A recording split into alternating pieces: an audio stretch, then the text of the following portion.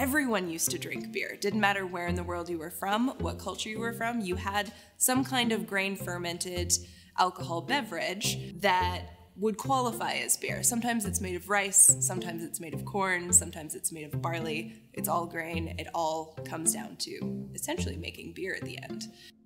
My uncle actually got me the idea of home brewing when I was actually really, really young. So when I turned 18 and was a university student, I mean, of course, poor university students can't afford to drink good beer. So I decided, okay, I can't afford it, so I'm going to learn how to make it. Chris has been homebrewing far longer than I have. Yeah, I got into it because he was into it and he was making really delicious beers, and I liked to drink his really delicious beers.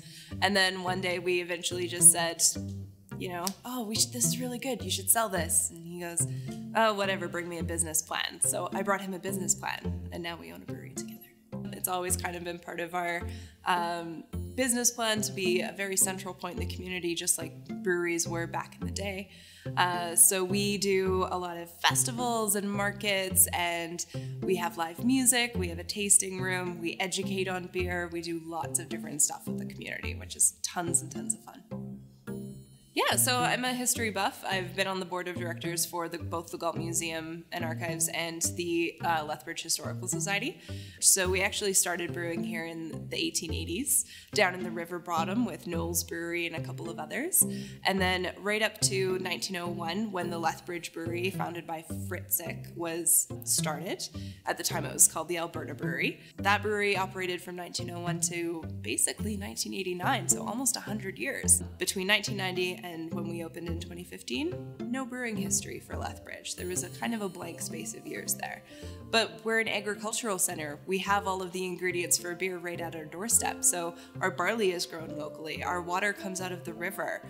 Our yeast we can get natural yeasts here, which are absolutely phenomenal.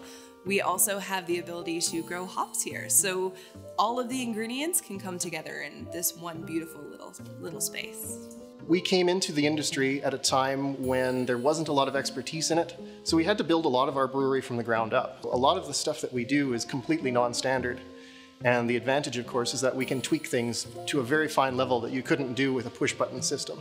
Anybody who's spent a lot of time with me will know that I'm fascinated by all sorts of new things, new ideas, new ways of thinking about things. Like, oh man, I bet you I could build that, I bet you I could make that. Or I wonder what this would taste like. And Kelty's been one of the drivers in a lot of our discussions about what kind of flavors of beer we wanted to make. We like that idea of, oh, this is Lethbridge's beer. Like, this is something that we're offering that's a piece of ourselves, that's a piece of this town, that we can offer to the people who come in and have a pint with us.